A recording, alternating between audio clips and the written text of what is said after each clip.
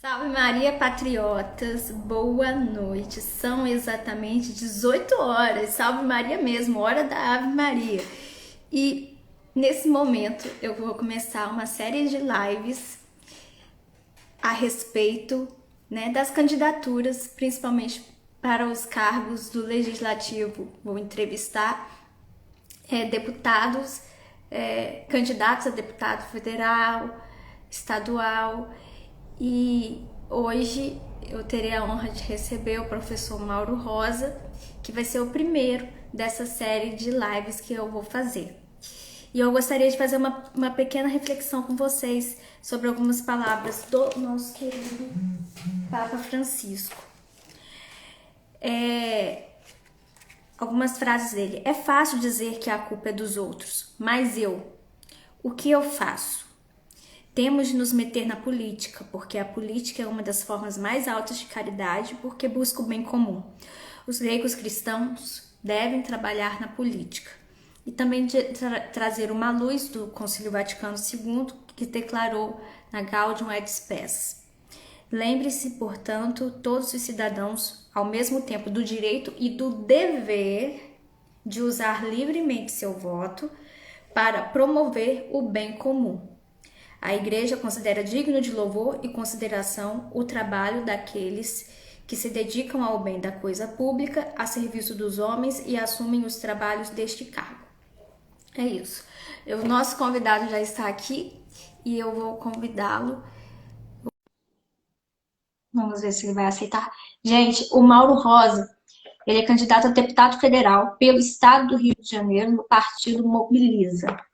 E ele tá aqui. Oi! Olá, boa noite. Tudo bem? Boa noite, tudo bom? Tudo ótimo, graças a Deus. Muito feliz com o convite, muito honrado.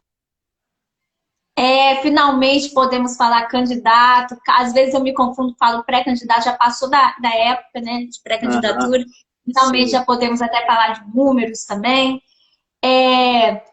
Então, o senhor vem candidato pelo meu estado do Rio de Janeiro, candidato a deputado federal. Exato. Como que o senhor gostaria de se apresentar para as pessoas que vão chegar aqui nesse vídeo? Falar dos seus títulos, enfim, da sua carreira? Veja bem, Érica e todos que nos assistem. O meu nome é Mauro Rosa, eu sou professor. Eu digo que sou professor de carreira, porque é a única coisa que sei fazer de fato, não é?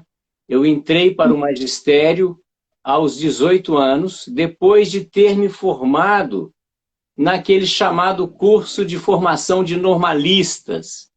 Eu fui o único homem de toda a história do meu colégio a fazer o curso normal em Belo Horizonte. Eu morava em BH na época. Estudei no Colégio Santo Agostinho. E era uma vocação, não é, já bem marcada na minha vida. Por isso, em vez de fazer o científico, eu optei à época pelo normal, pelo curso de formação de professores. E comecei aos 18 anos como professor de pré-escola, Érica, num instituto chamado Instituto da Criança, que foi fundado por uma senhora já falecida há muitos anos, chamada Nazira Absaber. Essa senhora, para você ter uma ideia, ela foi orientanda no mestrado na França por Piaget, por Jean Piaget. Então, era uma educadora muito preocupada com a formação dos professores do Instituto, e nós tínhamos uma educação continuada muito vigorosa naquele Instituto da Criança. E aí passei por todas as etapas do magistério, Érica. Eu atuei na pré-escola, atuei como alfabetizador, lecionei de primeira a quarta, lecionei de quinta a oitava, que era como chamávamos naquele tempo, não é? Até chegar ao ensino médio e depois ao ensino superior. Eu sou professor de ensino superior desde 1991. Então, são aí 32 anos de magistério superior já. De maneira que eu tenho que me apresentar como professor Mauro, não há outra maneira, né? O senhor tem mestrado, Sim, doutorado? eu fiz, veja bem, eu terminei o curso de letras em 89, já lá se vão muitos anos, e naquele tempo ainda não se falava em mestrado como uma exigência para o magistério superior. Qualquer Sim. pessoa que tivesse a graduação e um curso de pós-graduação lato sensu poderia lecionar no mestrado. Na graduação. Eu, assim que terminei a graduação, fui convidado para lecionar na Faculdade de Letras na qual me formei. E antes do Darcy Ribeiro, que já tinha voltado como anistiado, não é? Em 85. Antes que ele promulgasse a atual LDB, que exigia o mestrado, eu já havia entrado para o mestrado no ano de 92. E naquela época os mestrados duravam 4 anos, eu terminei o mestrado em 95. A lei que exige o mestrado passou a vigorar em 96. Portanto, quando ela entrou em vigor, eu já era mestre. E alguns anos depois, também fiz o doutorado, que na época durava 6 anos. Os governos de esquerda atrapalharam tudo na educação, até a pós-graduação, que tinha 4 anos de duração no mestrado, 6 no doutorado. Esses cursos passaram a ter 2 anos e 4 anos de duração, reduzindo, portanto, a exigência, reduzindo, portanto, a qualidade, não é? Sim. O senhor é de Minas Gerais, mas mora no Rio de Janeiro há quanto tempo já? Eu moro no Rio desde 2014, exercendo o magistério na UFRJ desde 2016. Nesse período, veja bem, eu comecei nas federais em 2006. Prestei um concurso na UFMG em 2005, iniciei em 2006, saí para fazer estágio de doutorado na Espanha, fiquei 1 ano na Espanha. Quando voltei desempregado, porque na ocasião eu fazia o estágio probatório na UFMG, não podia ser liberado para fazer o estágio de doutorado, pedi exoneração, fui para a Espanha, fiquei 1 ano. Quando voltei, prestei um concurso para a Federal de Rondônia. Fui aprovado e fiquei em Rondônia, em Rondônia 6 anos, e depois aqui na UFRJ, vim para cá. De maneira, Érica, que desde 2006 eu já transito como professor pelas federais. Não é? São muitos anos já de experiência nesse ambiente de militância esquerdista. Não tem sido fácil. Agora falando um pouquinho assim da pessoa, porque o público gosta de conhecer, né, o ser humano que está por trás do candidato, né, ou da figura pública. O senhor tem familiares aqui no Rio, ou tem filhos, enfim? Não, a minha família toda mora em Minas. Idade, desculpa também perguntar a idade, mas isso também é uma coisa que é usual. Porque eu fiz essa mesma série de lives na época de 2020 das candidaturas à vereança. E eu tive esse feedback, assim, durante aquele período. Veja bem, os meus pais faleceram já há bastante tempo. A minha mãe faleceu com 64 anos, em 2008. Meu pai faleceu antes, em 2004. Os dois faleceram muito jovens.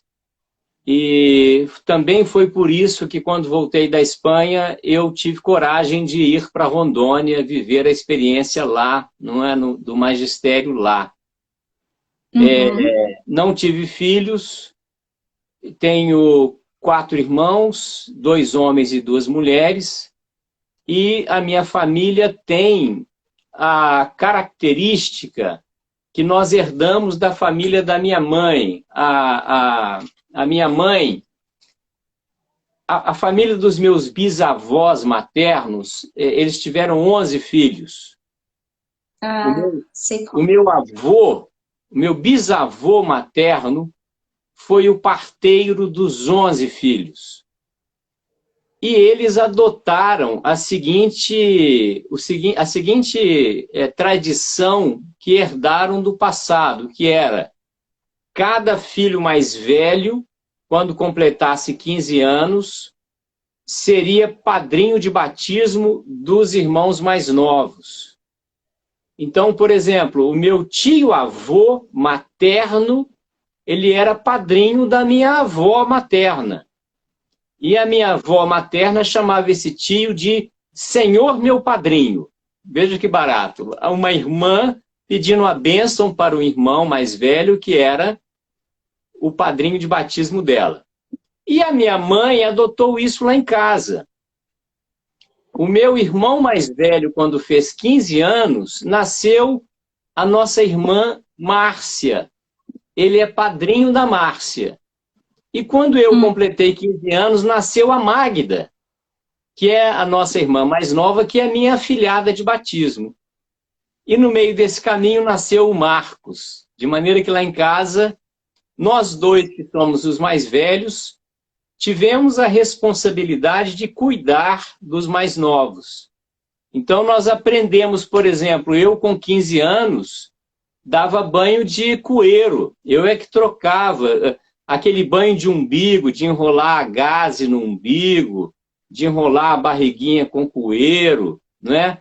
Da minha irmãzinha, quem fazia era eu.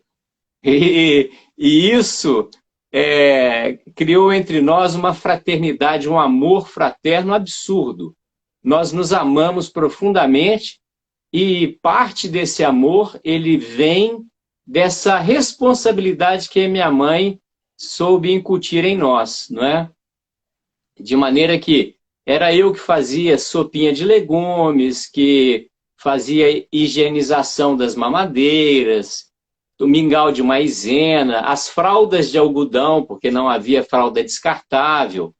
Nós é que lavávamos as fraldas de algodão, não é? E nós, cada um de nós, o mais velho e eu, cada um estudava em um turno diferente, para que os meninos mais novos pudessem ficar sob as nossas responsabilidades em casa, né? Então isso foi muito bacana, porque nós aprendemos muito cedo esses valores de família, esse comportamento já de responsabilidade doméstica e familiar desde a adolescência. Foi muito importante para nós e para a nossa formação ética e moral. E é a primeira vez que o senhor disputa algum cargo eletivo? É a primeira vez, eu vou te explicar por quê. Érica, como eu falei, eu sou professor da UFRJ e já exerci o magistério em outras federais. Quando eu entrei para a primeira federal, Érica, eu comecei a experimentar grandes frustrações no magistério. Por quê? Porque as federais são instituições muito doentias, em diversos aspectos. As relações de poder interno são relações muito perversas, são instituições muito corruptas, marcadas pelo progressismo, marcadas pelo desconstrucionismo que faz tanto mal à sociedade brasileira hoje.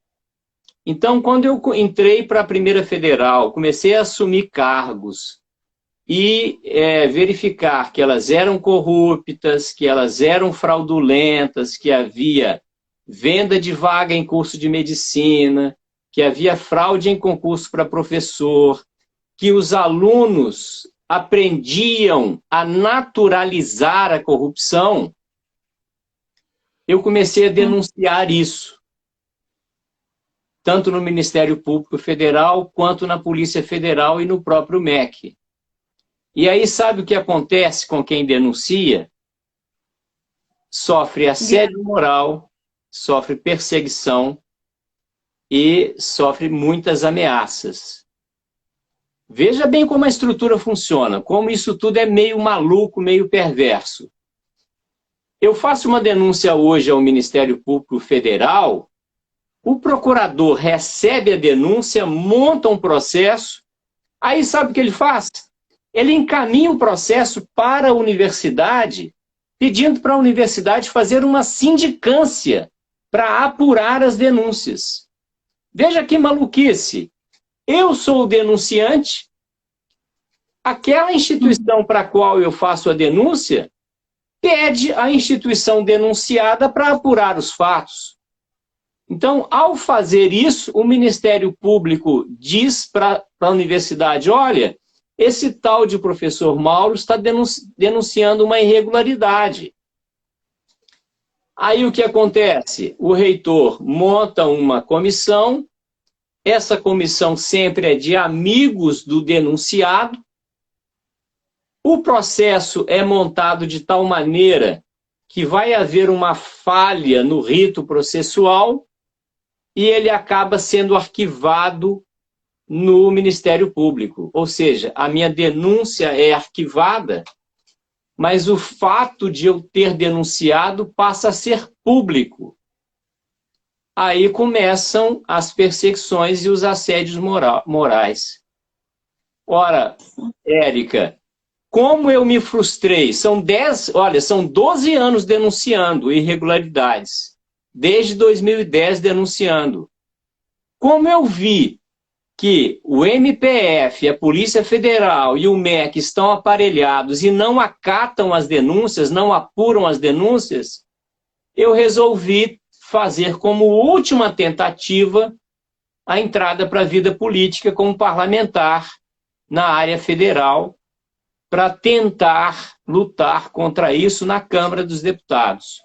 Foi esse conjunto de frustrações e de perseguições que me trouxe, né, a essa tentativa de candidatura com a esperança de entrar para a Câmara dos Deputados.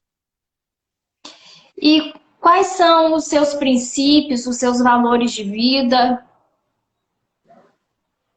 Olha só, eu sou um professor que passou a vida inteira ensinando o conteúdo específico da minha disciplina, mas mostrando aos meus alunos que a minha disciplina não pode ser aplicada sem um balizamento ético e moral. Ora, nada mais faz de mim um conservador do que isso, não é? Veja bem, eu trabalho com uma disciplina chamada Teoria da Argumentação. A palavra, Érica, é o maior instrumento de poder e dominação que uma pessoa pode ter. O maior instrumento de um advogado na tribuna, o maior instrumento de um ministro na tribuna é o uso da palavra. Essa guerra cultural a que nós estamos assistindo hoje, ela é toda estruturada na palavra. Então, veja bem, eu ensino aos meus alunos quais são os instrumentos, os recursos de linguagem mais eficientes para persuadir o outro. Ou seja, eu estou colocando na mão do meu aluno uma arma, a arma mais poderosa que um ser humano pode ter na vida, que é a capacidade de persuadir. Ao fazer isso, eu imploro aos meus alunos, olha, esse instrumento não pode ser usado distanciado da ética. Ele não pode ser distanciado de referências e balizamentos morais. Percebe? Então, esse posicionamento como profissional, ele é talvez a maneira mais clara de te responder, não é? Eu sou um conservador, nascido numa família católica, conservadora, que sempre teve como referência o certo, né? E o certo fundamentado no que é bom, no que é belo, no que é útil, no que é respeitoso, Você imagina, ô Érica, eu fui criado junto com meus pais e meus avós maternos, na mesma casa. Uhum. Eu me recordo até hoje da minha avó chamar a mim e ao meu irmão mais velho e dizer assim, ó, acaba de falecer o vizinho fulano de tal. Nesta semana ninguém liga rádio, ninguém liga TV, ninguém grita, ninguém brinca nesta casa. Nossa família está de luto com a família do fulano de tal. Então, Érica, veja bem, são coisas das quais eu me lembro até hoje. Eu me lembro das coisas que a minha avó me pedia até hoje. É por isso que a gente precisa tanto preservar essa família, que a igreja tanto ataca. A família é a nossa base, a família é a nossa referência. Veja, eu morava em frente à casa de um senhor chamado Benedito Galantini. Benedetto, família de origem italiana. Esse senhor trabalhava na mesma companhia do meu avô. Nós morávamos numa vila operária. Esse senhor teve 7 filhos, dos quais 2 tiveram hidrocefalia. Até hoje eu me lembro da minha avó dizendo assim, Mauro, vá lá na casa do seu Bené e traz o Reginaldo para brincar com você. Ah, por quê, vó? Porque o Reginaldo tem aquele problema e ninguém brinca com ele. É preciso amá-lo, é preciso ser solidário com ele. Percebe? Então, veja bem, graças a Deus eu tive esses antepassados que brevemente eu estou descrevendo aqui. Gente bondosa, amorosa, que pautou a vida em preceitos, em princípios e que, graças a Deus, deixou aqui dentro sementes, raízes que perduram e que são a essência desse professor com quem você conversa. Agora, já que a gente falou dos seus princípios e valores, vamos falar daquela questão polêmica que a gente já tinha falado no privado. Uhum. O senhor é candidato pelo Mobiliza, que é o antigo PMN. Isso. Esse partido condiz ou gera algum empecilho? Porque em relação a você defender com seu mandato esses valores, já que era um partido, até então, você vai poder explicar melhor, a partir de quando que teve a mudança, né? Partido considerado de esquerda. Sim, esse é um partido que foi sempre classificado no TSE como um partido de esquerda. Ele é o que nós chamamos de partido de aluguel, assim como todos os outros que estão no centrão e que estão na direita. Vamos lá, por etapas, entender esse processo. O que aconteceu com Bolsonaro? Ele tentou criar o Aliança. Sim. Foi frustrado ao longo desse período, né? Tentou alguns arranjos com Patriota, com outros partidos, né, de centro e de direita, e não deu certo. Até que deu certo com o partido do o PL. Do Valdemar. Do Valdemar, que é uma figura polêmica, muita gente não gosta dele por razões históricas, não é? Mas o Bolsonaro foi lá, fez acordos, os acordos chegaram a consenso e as diretrizes do Bolsonaro foram aceitas. É isso que eu estou chamando de partido de aluguel, não é? Quando numa determinada eleição, um grupo novo chega, propõe um acordo e esse acordo acontece. A mesma coisa aconteceu com o antigo PMN, que hoje é chamado de Mobiliza. Chegou um grupo e disse, olha, o partido está fraco, nós queremos assumir, nós temos uma proposta e nós queremos tais lideranças. O partido aceitou e ele hoje sofre a mesma transformação pela qual passou o PTB do Roberto Jefferson, que é um partido originalmente de esquerda, né? socialista, todo mundo sabe disso. Então, vejam bem, no passado, o PMN tinha alguns candidatos com pautas e propostas muito parecidas com os do PSOL, que seria algo assustador. Eu, por exemplo, quando tentei me colocar, né, na política, neste ano, eu procurei primeiro o PTB. Por que procurei o PTB? Porque eu sabia que eu não ia conseguir entrar no PL. Por que não? Porque o Bolsonaro, querendo garantir um número maior de conservadores eleitos pelo PL, levou para lá candidatos com mandato, a maioria, não é? E celebridades. Para quê? Para ter garantia de que ele elegeria o maior número. Bom, mas ele também adotou uma outra estratégia, que foi dividir uma parte dessas celebridades, desses candidatos com partido, no PTB. É por isso que, por exemplo, o nosso amigo Daniel Silveira está lá no PTB e tantos outros, não é? Assim como alguns estão no PRTB. Por que é que eu estou no antigo PMN? Porque eu tentei entrar no PTB e vi que eu não conseguiria entrar na nominata. Porque é importante que as pessoas saibam, gente, que uma coisa é você conseguir se filiar num partido. Outra coisa é você se filiar e conseguir entrar para a nominata. Entenderam?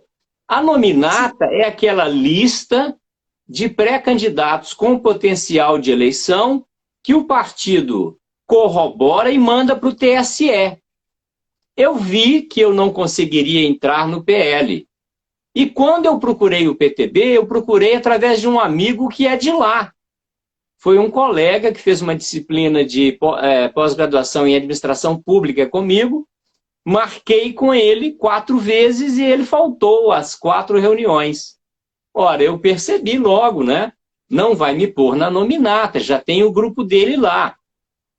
Então, eu procurei o Patriota, porque o Flávio Bolsonaro estava no Patriota e o Bolsonaro já tinha tentado negociar com o Patriota. Bom, o que aconteceu com a minha relação com o Patriota?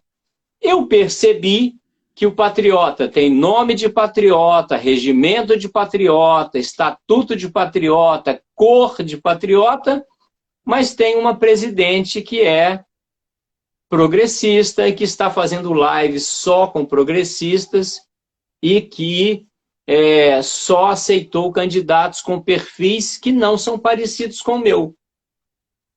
Aí eu me afastei do Patriota e fui procurar 2 outros partidos.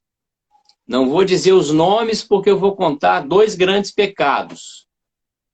Se eu disser quais são os pecados exatamente, e se eu disser quais são os partidos, eu estarei fazendo aqui ao vivo uma denúncia de 2 crimes eleitorais. E aí isso terá que caminhar e, infelizmente, eu não tenho provas disso, entendeu? Porque eu não gravei, não tinha testemunha comigo e tal. Mas o que aconteceu foi o seguinte, eu recebi propostas nessas 2 reuniões extremamente indecorosas. E não pude aceitar, não aceitaria. E essas 2 tentativas, que foram as últimas, aconteceram no finalzinho de março, que era o período que os partidos tinham para fechar as nominatas dos pré-candidatos. Aí eu vim para casa extremamente melancólico, triste, chateado, porque eu tenho uma pauta importante, sabe? Eu tenho uma pauta que de fato é transformadora e estava vendo que eu não iria conseguir tentar entrar na vida política. Cheguei em casa deprimido, quando foi no final da tarde, eu recebo uma ligação de um chat do chat do Instagram, de um senhor chamado Vitor Rocha, que disse o seguinte: olha, eu conheço o senhor pelas redes sociais, a minha mulher o segue, eu vejo os seus vídeos, passei a ser seu seguidor E nós gostamos demais da sua pauta. Minha esposa é pré-candidata a estadual pelo PMN, pelo Mobiliza, e nós gostaríamos de convidá-lo para ser pré-candidato a federal pelo Mobiliza. Então, nós marcamos uma reunião, eu pesquisei sobre o Mobiliza igual você pesquisou, fiquei com uma pulga atrás da orelha, mas fui para a reunião. Quando cheguei na reunião, eu não ouvi uma proposta indecorosa, eu não ouvi uma tentativa de negociação antiética, não ouvi nenhum pedido inescrupuloso, ao contrário, eles só me explicaram a respeito da transformação que o partido vem sofrendo e me deixaram à vontade para poder defender a pauta que eu quisesse. Eu falei, bom, eu sou bolsonarista, trabalho pela reeleição do Bolsonaro, trabalharei pelo candidato ao governo do Rio que o Bolsonaro determinar e não aceito fazer nada que não seja lícito. Tá bem para vocês? Tá bom para nós. Aí fomos ao partido e foi o partido que me acolheu. É por isso que estou lá. E te digo uma coisa, Érica. Eu ouvi uma vez de um político do meu estado, de origem, dizendo o seguinte, não há maior traição do que a traição do homem público. Não há maior traição do que a traição de um diplomata que representa o seu país no exterior. Não há maior traição do que um político que representa uma parcela da sociedade que nele confiou, não é? De modo que se amanhã ou depois, eleito, eu tiver pressão para votar contra alguma iniciativa que fira a vontade do meu eleitor, obviamente eu não me submeterei a essa pressão e na primeira janela de oportunidade que eu tiver, eu vou para um partido que não me faça esse tipo de pressão. Mas, veja bem, como não há nenhum candidato eleito pelo Mobiliza no Rio de Janeiro, sendo eleito, eu serei exatamente a força do partido. Ou seja, a minha eleição será o coroamento de uma força conservadora a mais dentro do Mobiliza. Tá?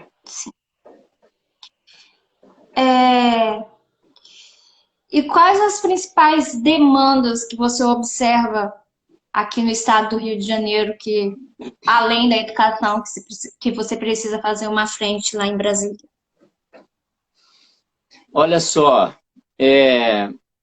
na minha percepção, não há nada que incomode mais o fluminense do que o problema da insegurança, né?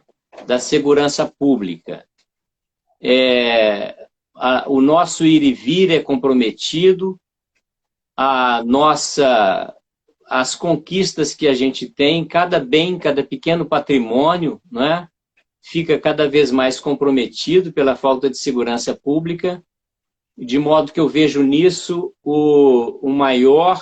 a maior angústia do fluminense, a maior angústia do carioca.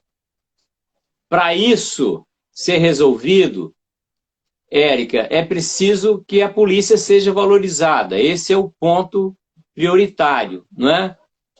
E dentro das diversas valorizações que as polícias precisam receber, uma delas é a questão da segurança jurídica.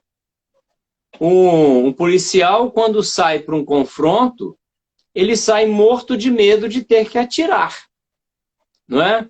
Porque ele está ali para quê?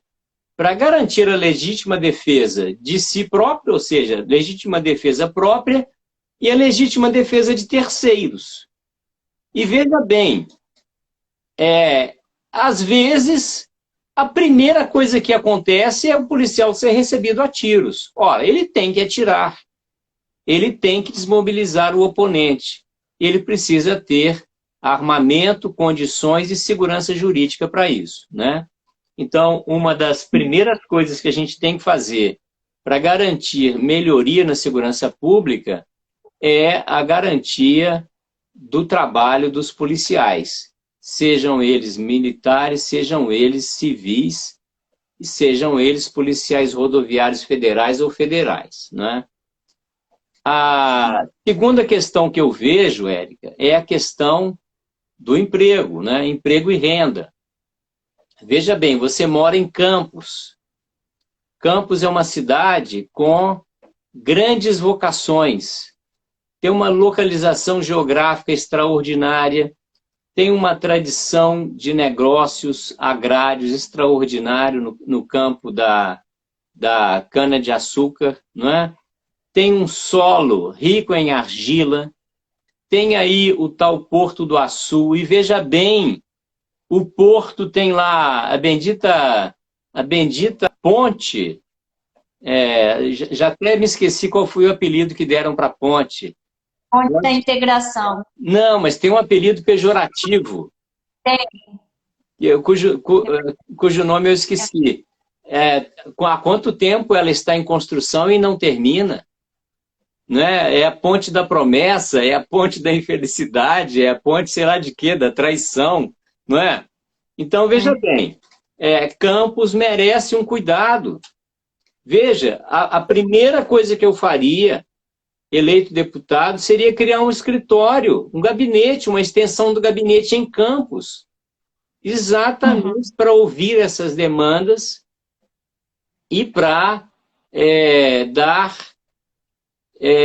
tratos a, por exemplo, a escola agrária, que eu sei que existe aí, uma escola fazenda, uma escola modelo extraordinária, talvez uma das melhores e mais bem preparadas e equipadas do Brasil, jogada às traças. Não é? Escola agrícola. Então, essas vocações de Campos precisam ser valorizadas e respeitadas. E o cidadão campista, ele está muito frustrado com a política.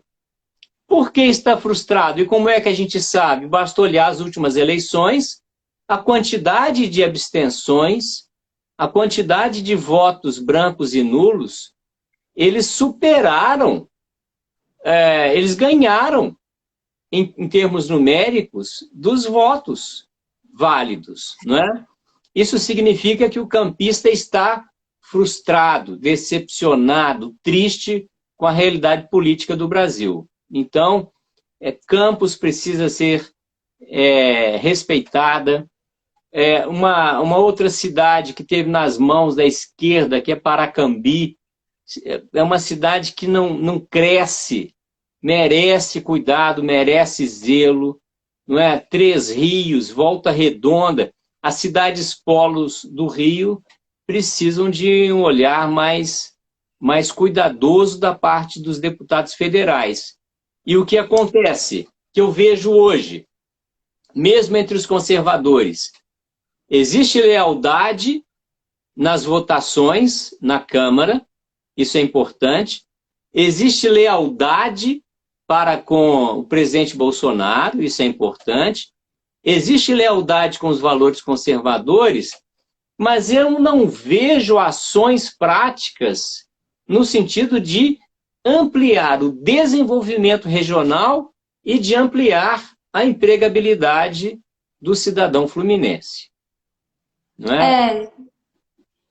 Muitas pessoas têm reclamado que não basta também a pessoa ser, por exemplo, um deputado monotemático, né?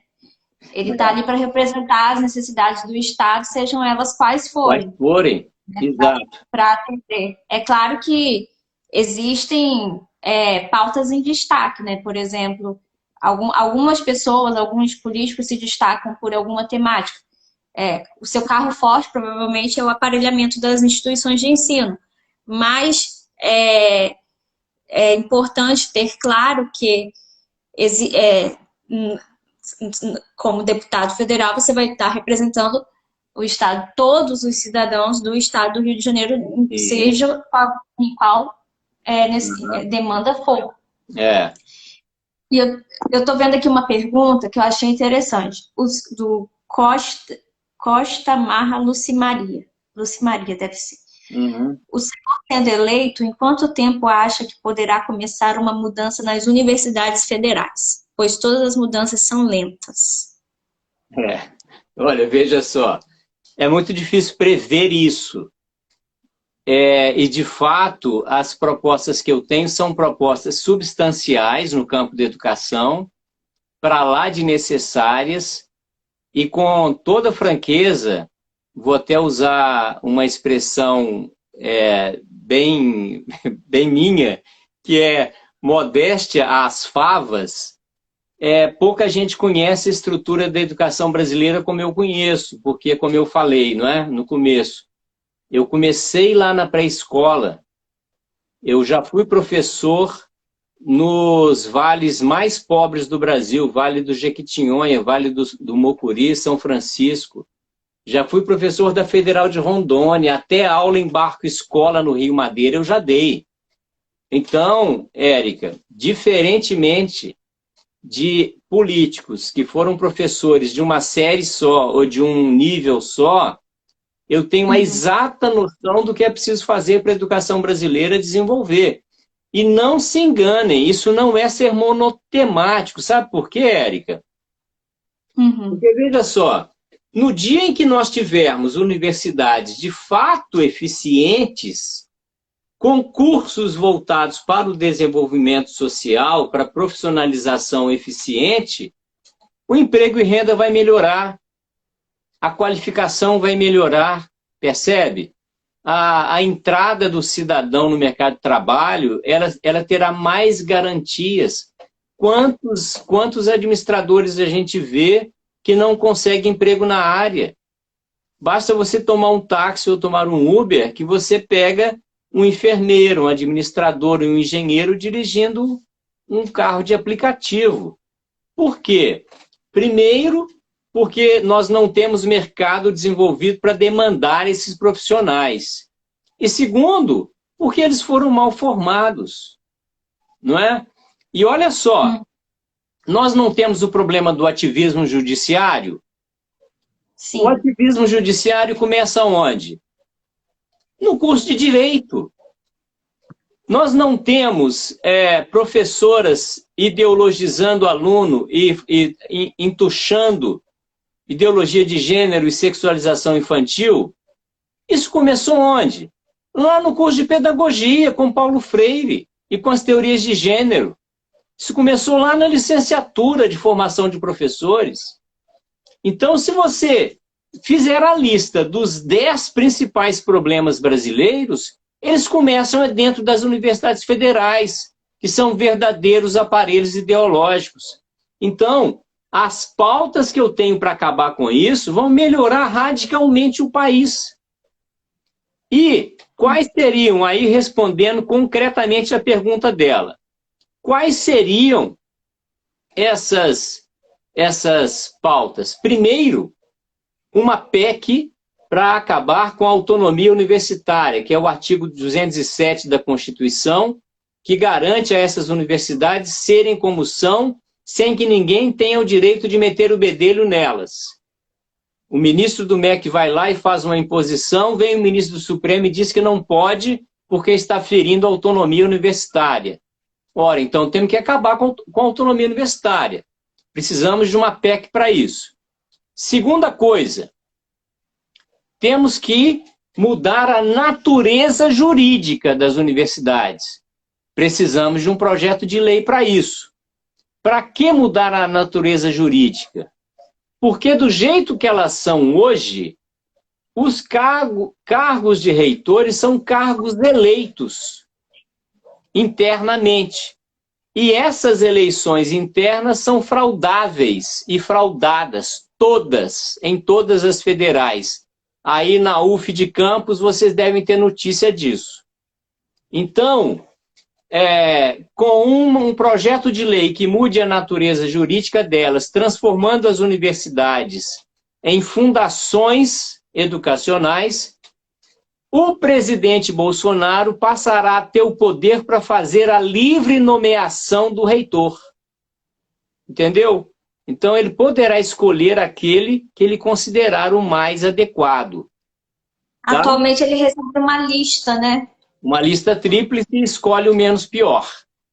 Entendeu? E todos da lista tríplice acabam sendo esquerdistas porque as eleições são fraudadas. Bom, e aí vem a terceira ação parlamentar por projeto de lei, que seria a troca da atual LDB por uma nova lei de diretrizes e bases da educação com um eixo clássico, com ensino de ética judaico-cristã também nas escolas.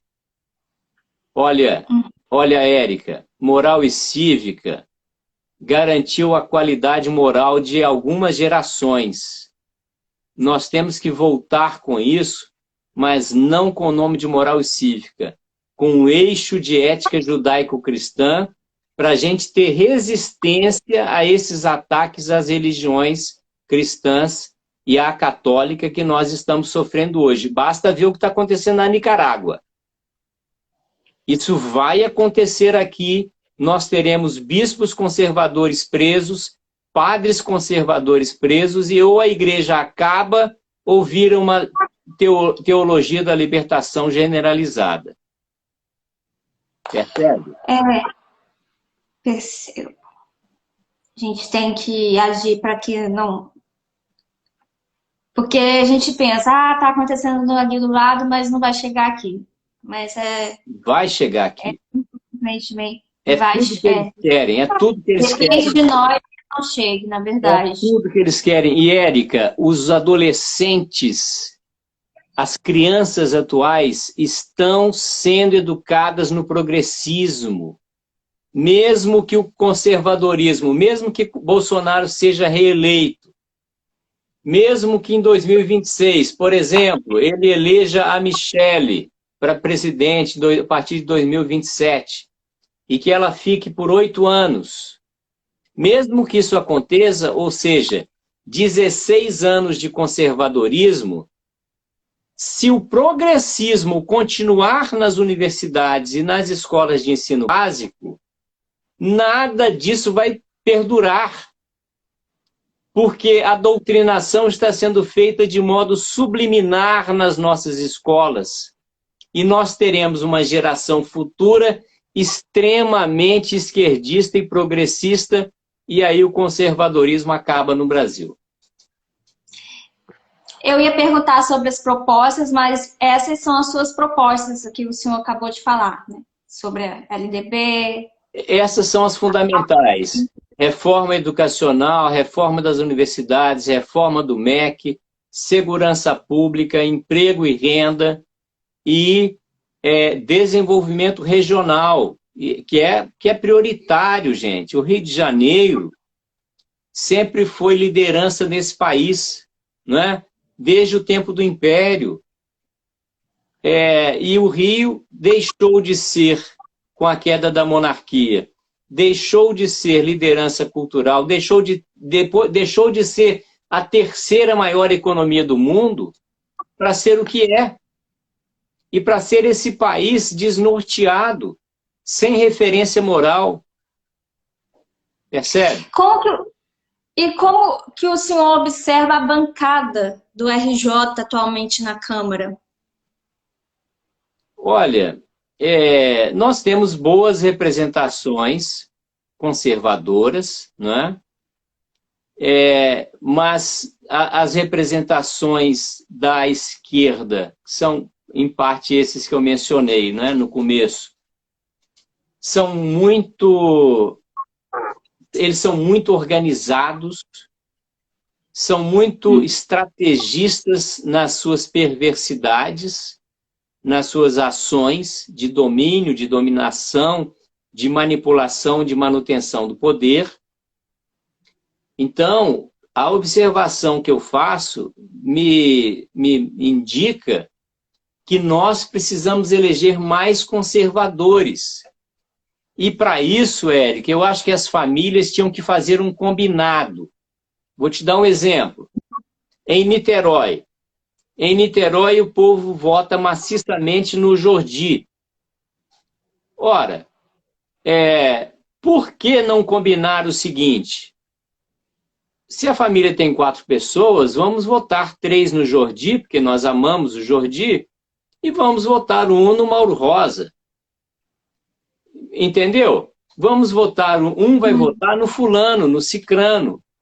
A mesma coisa lá na região de Queimados. É o local de nascimento do Hélio Lopes.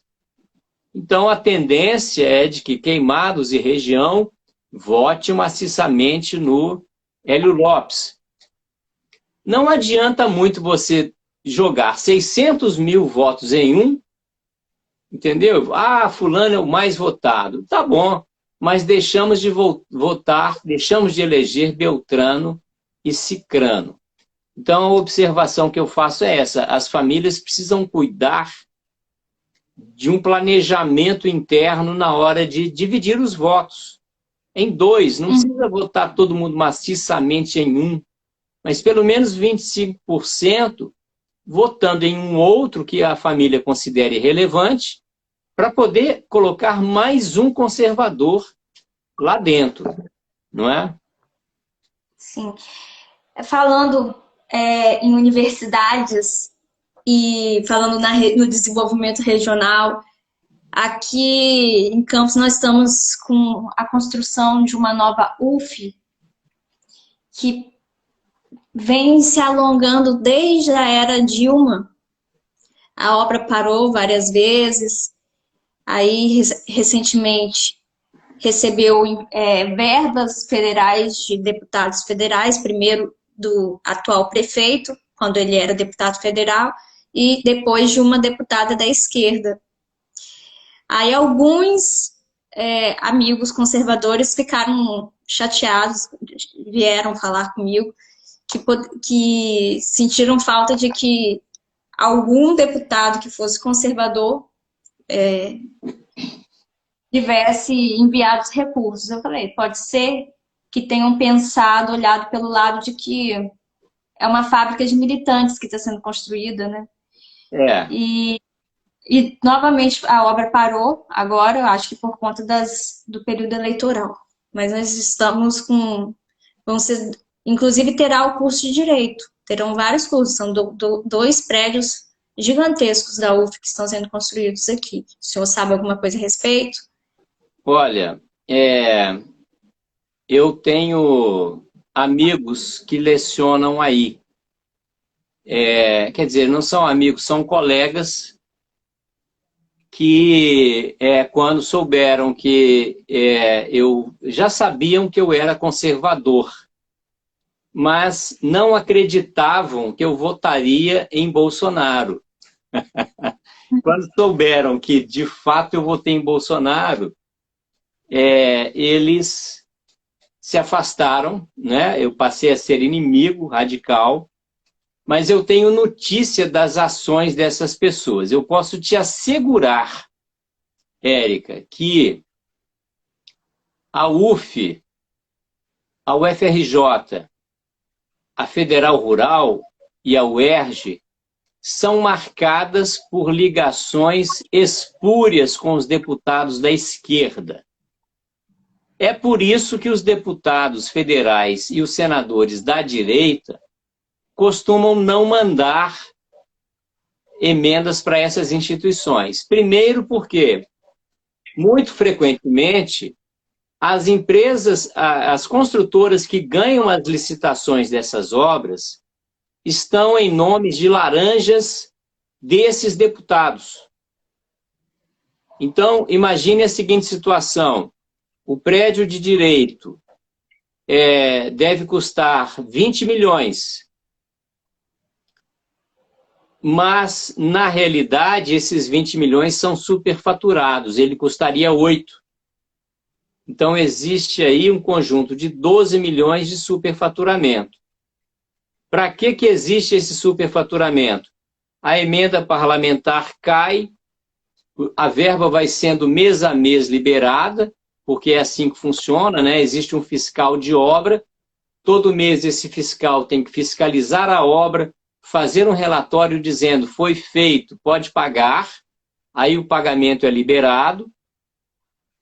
E então existe normalmente um conluio entre o fiscal da obra, as pessoas que trabalharam na licitação, a construtora que ganhou e o deputado que está liberando a verba.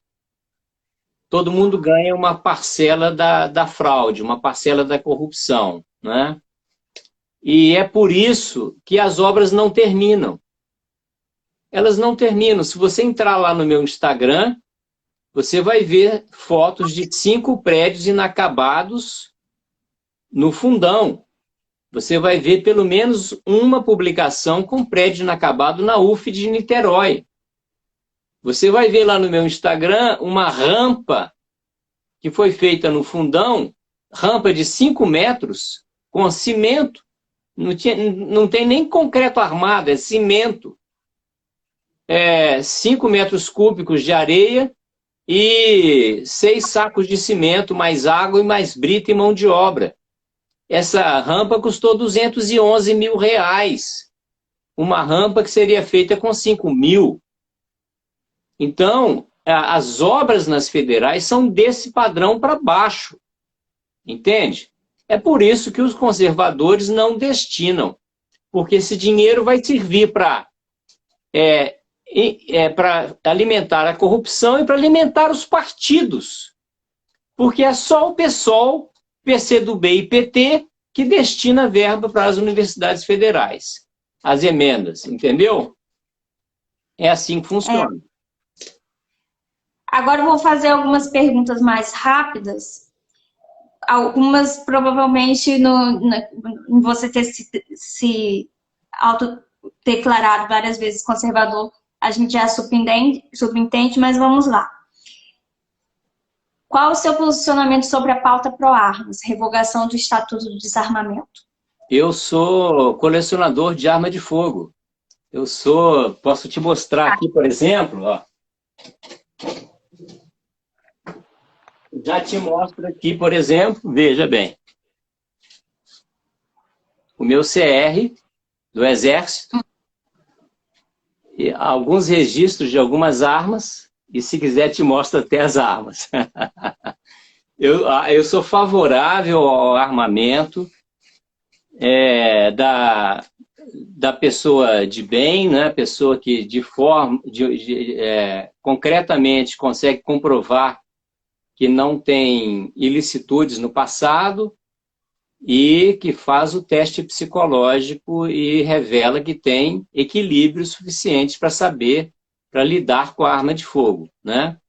Uma das minhas pautas, Érica, é porte de arma obrigatório para as mulheres. Você pode até não querer ter a sua arma, mas porque você é mulher, é muito mais frágil do que qualquer homem e pode ser subjugada a qualquer momento, você tem um direito, se você for equilibrada emocionalmente, mostrou isso, você tem o direito a ter o seu porte de armas de fogo. Pode abrir mão do direito, mas tem que ter o direito. Uhum. Qual a sua posição sobre o aborto, a eutanásia e a manipulação de embriões humanos? Eu sou absolutamente contra o aborto, inclusive nesses casos que a lei permite, em muitos deles eu fico de coração partido, porque a gente vê, às vezes, alguns casos de família que se transformaram porque levaram ao fim uma gravidez de anencéfalo e depois viveram experiências amorosas e de fé extraordinárias com um filho anencéfalo. Mas essa lei está aí e garante esses casos legais já consagrados. Afora isso, eu sou radicalmente contra o aborto. E o que mais você perguntou? A manipulação de embriões humanos. Pesquisa com embriões humanos. Porque são fabricados em pessoas. Veja bem, existe uma parte dessas investigações científicas, como é o caso dos embriões das células-tronco, que podem produzir medicamentos importantes. Meu pai, por exemplo, morreu de uma doença chamada esclerose lateral amiotrófica, que é uma doença degenerativa dos neurônios motores. A doença daquele cientista Stephen Hawking, lembra daquele cientista da cadeira de rodas, né? Meu pai teve aquela doença. É muito triste você ver uma pessoa morrer sem nenhuma possibilidade de medicamento. Então, por exemplo, se me dissessem que uma pesquisa com células-tronco bem-sucedida é feita dentro de parâmetros éticos que não provocassem nenhuma ilicitude para se chegar a essa célula-tronco, né? Por exemplo, a doação. Uma mãe acabou de ter um parto e ela permite que o hospital guarde uma quantidade uma parte do umbigo dela, né? Para pesquisa em células-tronco nesse sentido, nessas situações. Eu adoraria ver avanços na medicina nesses casos, entendeu? Adoraria ver. A sua posição sobre a liberação das drogas e a prostituição? Sou radicalmente contra as duas coisas, né? Desculpa, eu me sinto até quase que ridículo em perguntar essas coisas que para mim parecem tão óbvias, mas infelizmente a gente tem tido que provar que a grama é verde. Sim. Então... Veja bem, não é? Muitas vezes eu vou ao fundão lecionar e lá eu leciono no prédio de letras, porque o meu curso funciona em salas cedidas do prédio de letras. E ali, antes de entrar no prédio, à esquerda de quem chega, existem algumas cantinas. Quantas e quantas vezes eu parei para tomar café ali e vi um aluno oferecendo um cigarro de maconha para outro? Quantas histórias eu ouvi de maconha sendo levada no alojamento, de cocaína, de drogas sintéticas sendo levada para os alunos ali, na instituição. E eu, algumas vezes, já interpelei os alunos. Olha, você tem noção de quantas munições para o tráfico você paga, você financia quando você compra um cigarro de maconha? Você tem ideia de quantas manchas de sangue esse cigarro de maconha gerou? Né? Quantas lágrimas maternas esse bendito cigarro de maconha produziu pelo país afora? Não é? Então, são duas práticas que estão interligadas. Não há prostituição sem droga. Não há a droga, a prostituição, o tráfico de armas, o tráfico de mulheres. Isso tudo está absolutamente interligado. Isso não é forma de desenvolver a economia. Isso não é maneira de levar a vida. Isso não ajuda nenhuma sociedade a se desenvolver. Né? Sou aquele guerreiro o mais aguerrido possível contra esse tipo de ocorrência na nossa sociedade.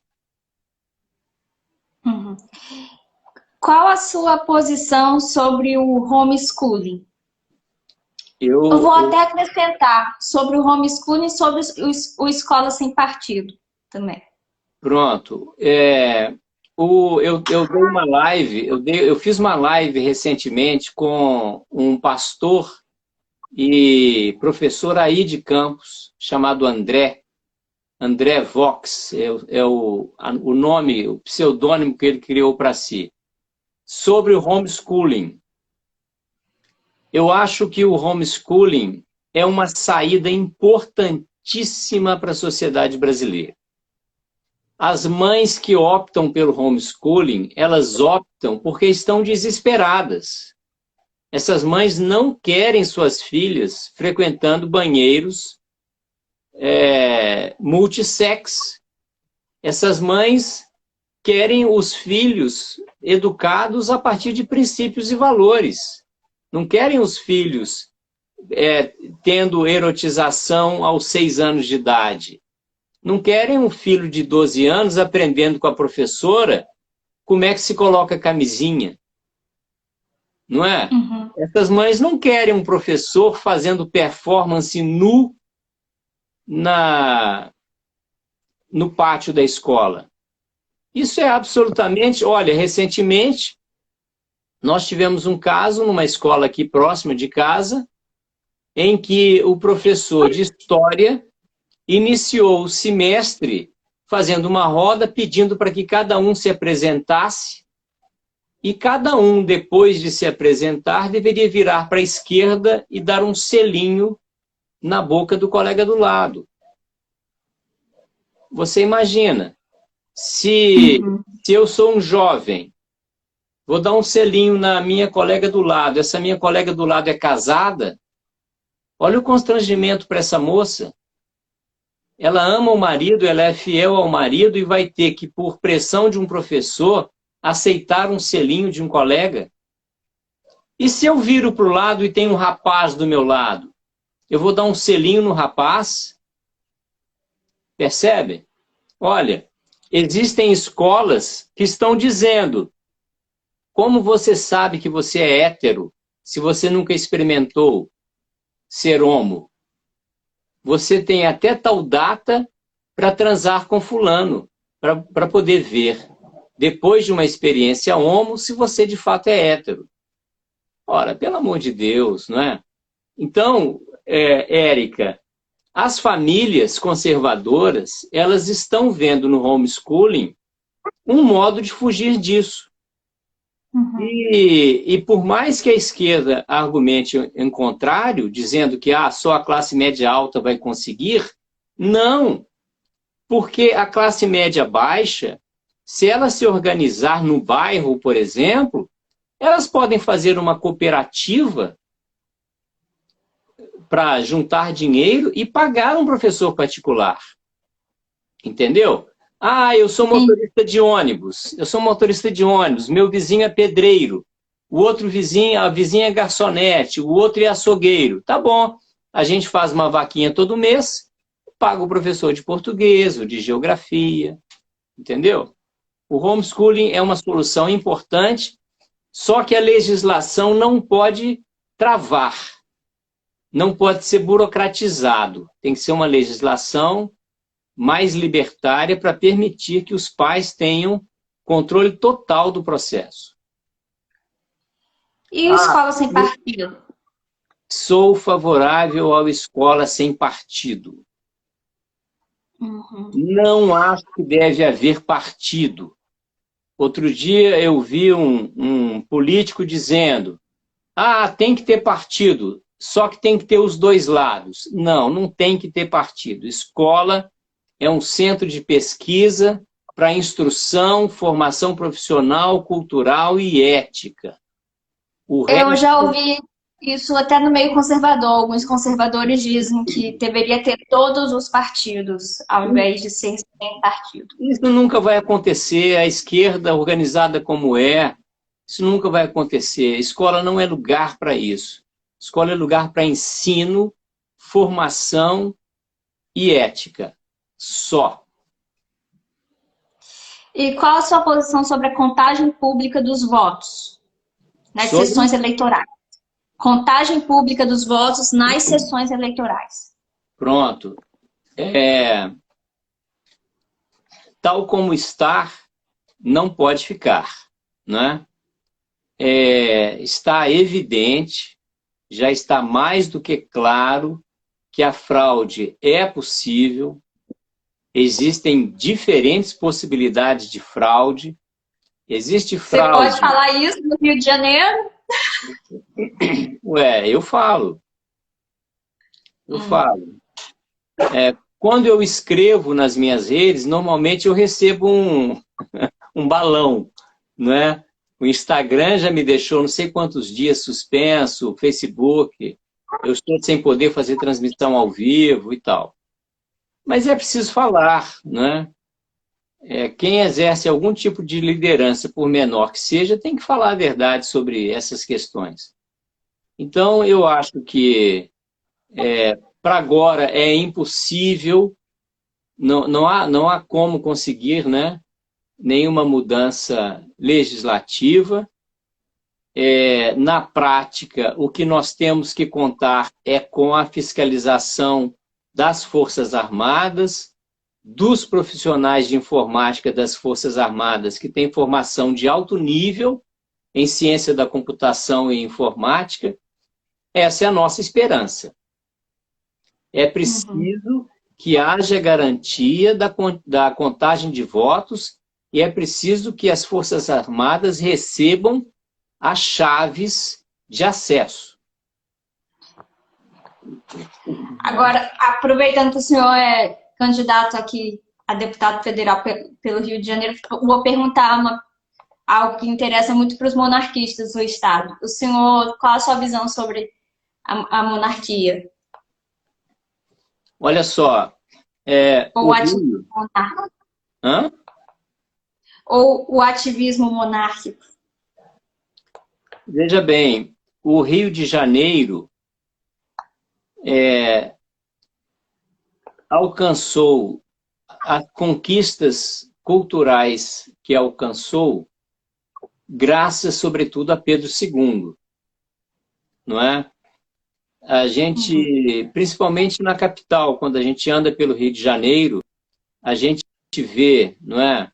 Jardim Botânico é a ação de Pedro II, Escola para Cegos, né? O Instituto Benjamin Constant é a ação de Pedro II, Escola para Surdos, ação de Pedro II, museus, parques, a vinda de grandes intelectuais, grandes cientistas, o próprio Henrique Halfeld, que foi o fundador de Juiz de Fora, né? O compositor Gottschalk, Louis Moreau Gottschalk, quantos compositores, cantores de ópera, quantos cientistas, quantas inovações. O Thomas Edison era amigo de Pedro II, Freud era amigo de Pedro II, né? Charles Darwin correspondeu com ele. Pedro II foi a personalidade que mais desenvolveu e mais estruturou no Brasil e no Rio de Janeiro uma noção de civilização, uma noção de país, né? de civilização de fato em busca da sua vocação e do seu destino. De modo que nós devemos muito à monarquia. Eu tenho um enorme respeito pelos monarquistas, pelas propostas dos monarquistas, pela bandeira monarquista. Vejo a República como um golpe, como os monarquistas veem, né? E eu só não sei o quanto o sonho monarquista tem de possibilidade de ser uma realidade futura. Sabe? A sensação que eu tenho é de que o brasileiro não tem noção, não tem dimensão do quanto a monarquia no Brasil foi importante. Então, essa é a minha grande incógnita. Não é? Sim. Agora, eu já vou perguntar novamente, né, qual a sua posição sobre o ativismo judicial. O ativismo judicial, é importante dizer que muitas vezes não parte só do judiciário, às vezes parte do legislativo, que alguns deputados judicializam questões políticas. Esse ativismo é a maior ferida contemporânea, não é? E é a que mais sangra. E isso precisa acabar. E, de novo, Érica, o caminho de resolução disso é através da formação de advogados. Porque o nosso legislativo está cheio de advogados. As nossas assessorias parlamentares estão cheias de advogados. Os nossos ativistas do Supremo, Fux, Alexandre, Gilmar, Lewandowski, olha onde essa gente se formou. Nas federais ou na USP, aquelas mais progressistas, né? Por isso a gente sempre volta ao ponto das universidades. Por isso que eu digo que as universidades têm que ser mexidas prioritariamente. Eu faço parte, não sei se você faz parte, da Associação Brasileira de Juristas Conservadores, a Abrajuc, que é uma associação nova que está se firmando aqui no Rio de Janeiro, e eu estou louco para ela fincar raízes, para ela começar a atuar na formação de advogados, nem que seja na pós-graduação lato sensu. Porque esse ativismo jurídico é fruto de um garantismo ensinado nas faculdades de Direito. Então, a gente tem que atacar isso, atacar mostrando que eles estão errados e atacar contribuindo para que novos advogados venham com um olhar mais maduro sobre o direito. Nós já ultrapassamos 1 hora de live e eu vou pedir para o senhor fazer as considerações finais. Mas vou deixar aqui um feedback de um campista que estava assistindo e que ele ficou... Ele ficou com também, como aqueles outros conservadores daqui de Campos que tinham questionado por que os deputados de direita não mandam verba para poder adiantar as obras da UF, né, do campus universitário. Ele disse que tem que se pensar que na universidade terão cargos por concurso e que conservadores podem ocupar esses cargos. Mas ele está sendo ingênuo, sabe por quê? Porque os concursos são fraudados. Os concursos são todos fraudados. A prova que tem peso 2 nos concursos é a prova de aula, que é uma prova subjetiva. Então, se eu sou conservador hoje, em dia, e vou prestar prova numa federal, eu tenho uma prova escrita, peso 1. Uma prova de títulos, peso 1. E na hora da aula, eu tenho peso 2. Então, eu posso tirar 10 na prova escrita, posso tirar 10 na prova de títulos. Mas como eu não consigo pedir a revisão de uma aula que eu dei, eu vou fazer o quê? Eles vão me dar 4 na aula, que tem peso 2. E vão dar 9, 9,5, 10 para o peixe da vez, que é um companheiro de partido. Entendeu? Aí, Érica, isso tanto é assim que o Ministério Público já apresentou para as federais um conselho, veja bem, um conselho de que as aulas sejam gravadas. Tá bom? Não foi uma ordem, é uma sugestão. Por quê? Porque o Ministério Público não pode ferir a autonomia das universidades. Só que a aula foi gravada. Vamos supor, a aula foi gravada. Aí eu tirei 0, eu peço a revisão da aula. Vou lá no Ministério Público, pedir a revisão.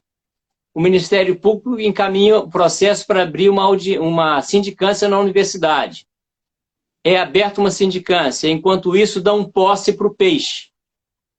Aí, na sindicância, vão dizer para o Ministério Público o seguinte: ô Ministério Público, a câmera de vídeo não funcionou.